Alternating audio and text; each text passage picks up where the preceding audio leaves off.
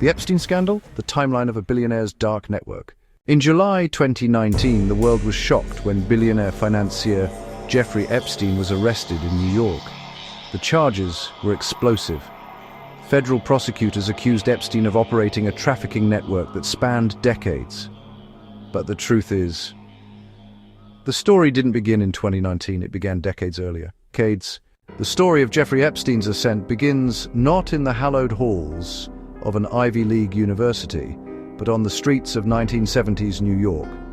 Born in Brooklyn in 1953, Epstein's early life was, by most accounts, unremarkable.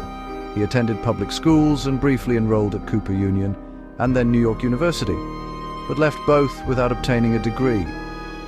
This lack of formal higher education would become a recurring footnote in a career defined by its unconventional trajectory into the highest echelons of power and finance.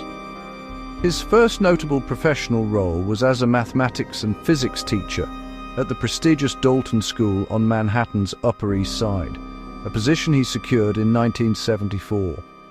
It was here, among the children of New York's elite, that Epstein reportedly first demonstrated a unique ability to network and cultivate relationships with the wealthy and influential. According to news reports, it was through a parent at Dalton that Epstein made the connection that would catapult him into the world of high finance. In 1976, he was hired at the investment bank Bear Stearns. His start was as a junior assistant to a floor trader, but his ambition was immediately apparent. Colleagues from that era described him as intelligent, aggressive, and possessing a rare talent for understanding complex financial instruments, and, more importantly, for navigating the firm's internal politics. He quickly caught the attention of the firm's leadership, including its then CEO, Alan Ace Greenberg. Within just 4 years, by 1980, Epstein had become a limited partner at the firm, a remarkably swift rise for someone who had entered Wall Street with no financial background or college diploma. However, his tenure at Bear Stearns ended abruptly in 1981. The circumstances of his departure remain a subject of debate, with various reports citing violations of company policy or other professional indiscretions. Whatever the reason, Epstein was once again on his own, but he did not remain so for long. In 1982, he founded his own financial management firm, J. Epstein & Company. This is where the narrative of his wealth becomes both immense and opaque. The firm was structured to be exceptionally private. Epstein marketed himself as a financial manager for the ultra-rich, claiming he would only accept clients with a net worth of $1 billion or more. This exclusivity was his brand. It created an aura of mystique and implied a level of financial wizardry that few could access. For years, the precise nature of his services and the full roster of his clientele remained shrouded in secrecy. Public records and subsequent investigations have since confirmed that his primary and perhaps sole major client was Leslie Wexner, the billionaire founder of L Brands, which included Victoria's Secret. The relationship with Wexner was unusually deep. According to public statements and legal documents, Wexner granted Epstein a sweeping power of attorney, giving him extensive control over his financial, personal, and business affairs. This arrangement provided Epstein with a gateway to immense wealth and the lifestyle that came with it.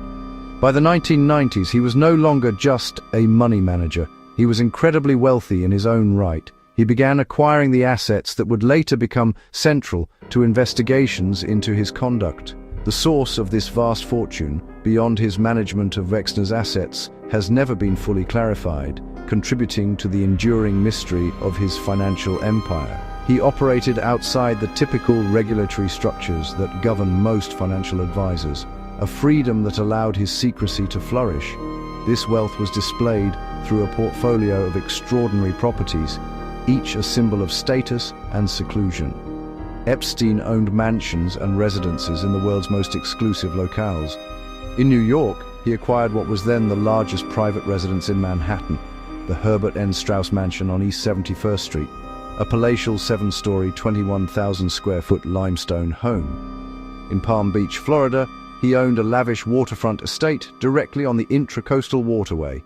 In New Mexico, he purchased a vast property known as the Zorro Ranch, a sprawling, isolated compound spanning thousands of acres. In Paris, he maintained a luxurious apartment near the Arc de Triomphe, and, most notoriously, he owned a private Caribbean island in the US Virgin Islands, Little St. James, a 72-acre sanctuary that offered ultimate privacy.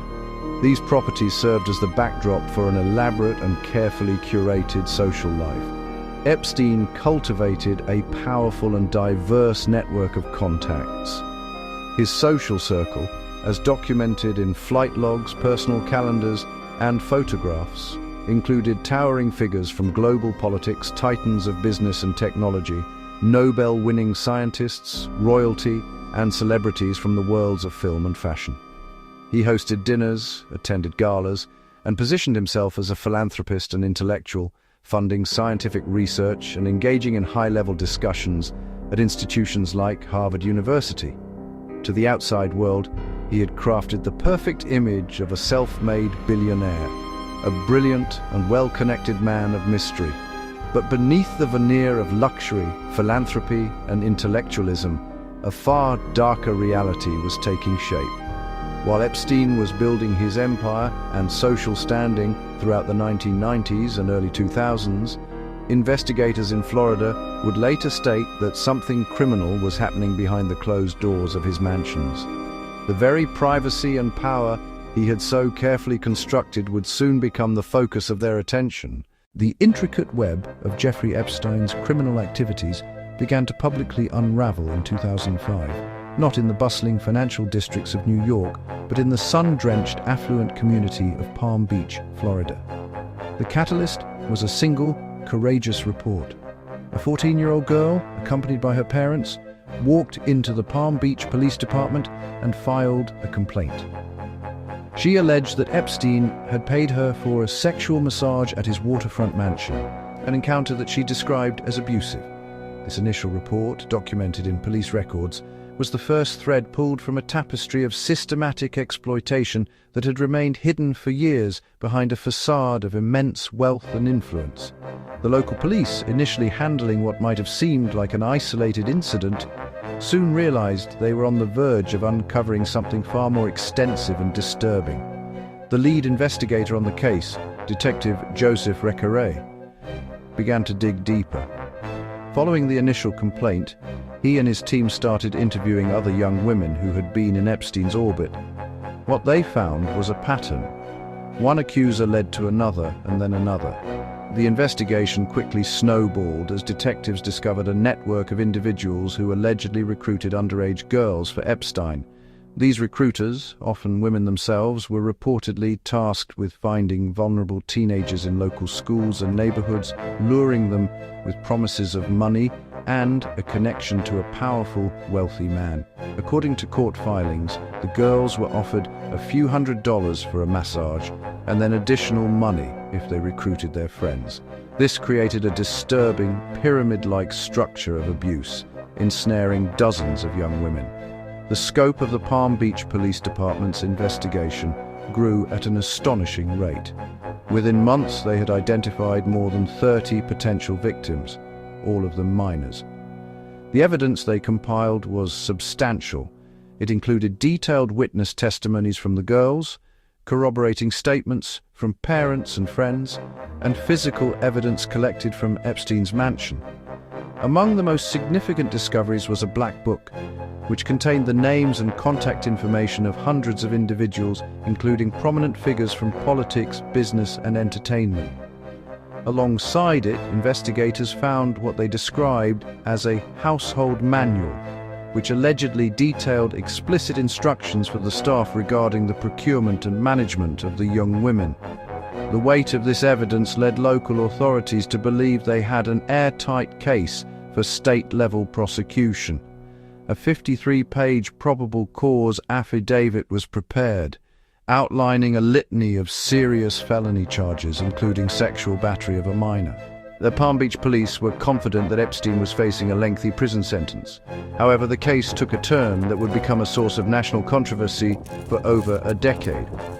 As the state-level investigation was proceeding, the U.S. Attorney's Office for the Southern District of Florida, led at the time by Alexander Acosta, intervened.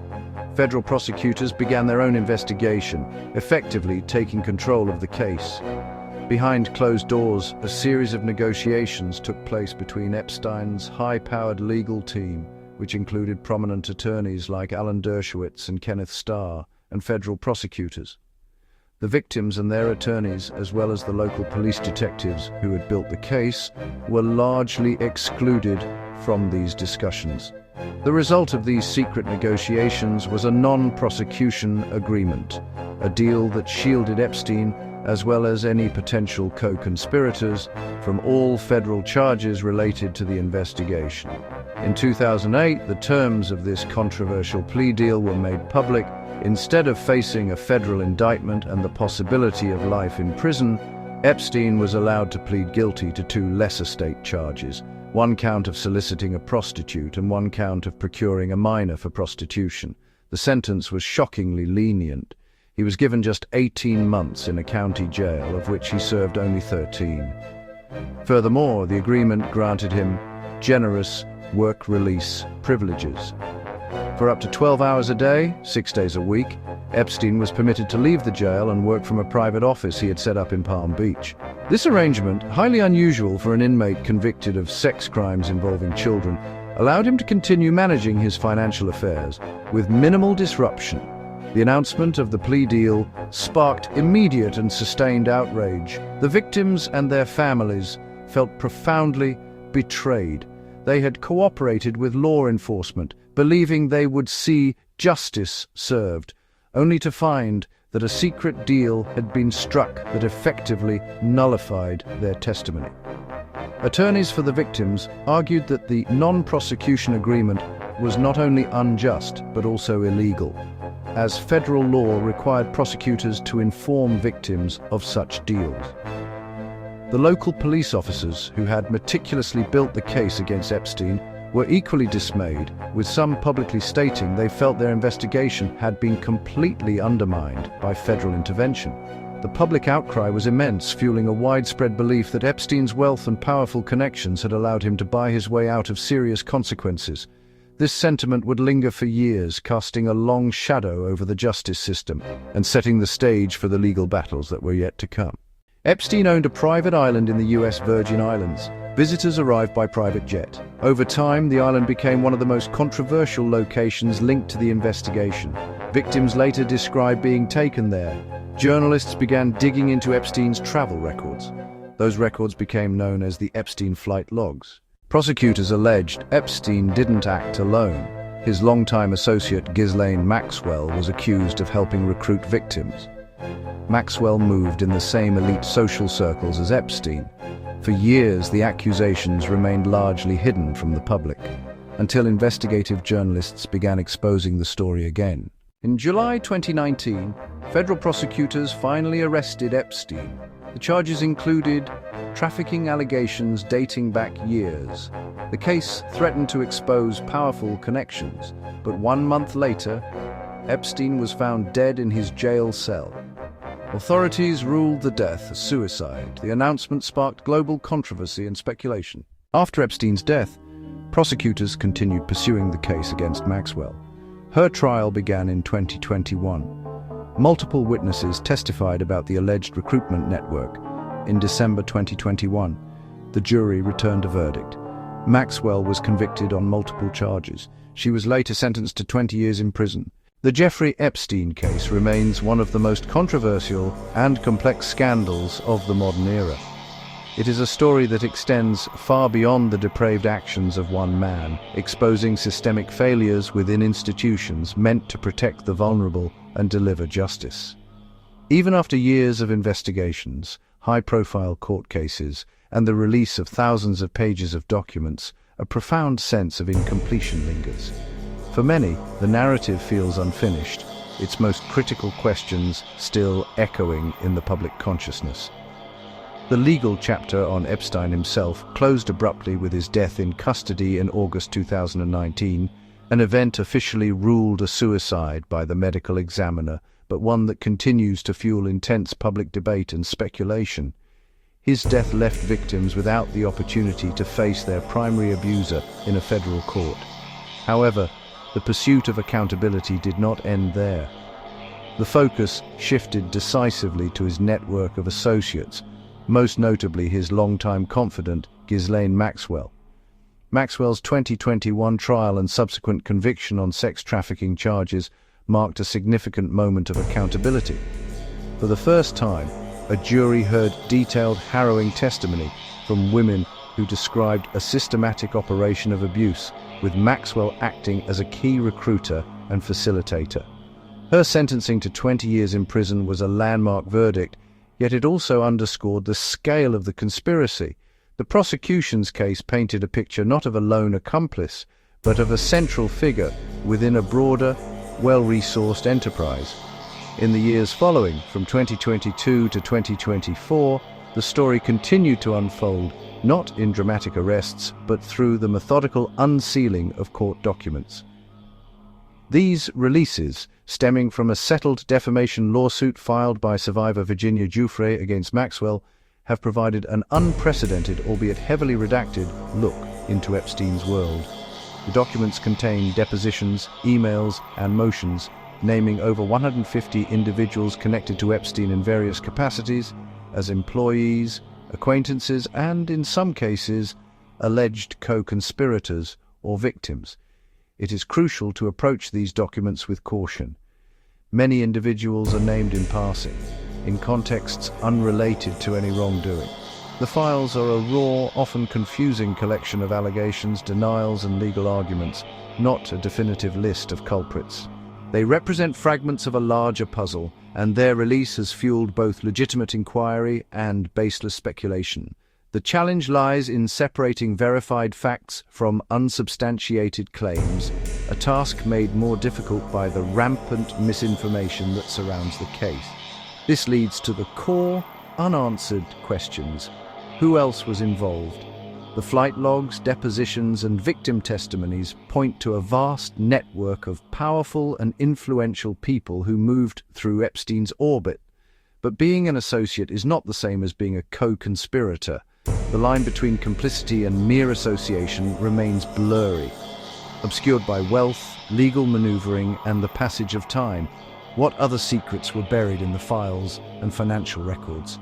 Despite investigations, the full extent of Epstein's financial dealings and the mechanisms he used to exert influence are not completely understood. And perhaps the most disturbing question of all, how did such a powerful and predatory network remain hidden in plain sight for so long? The answer is multifaceted, pointing to a culture of deference to wealth and power, the exploitation of legal loopholes, and a pattern of institutional failures at multiple levels.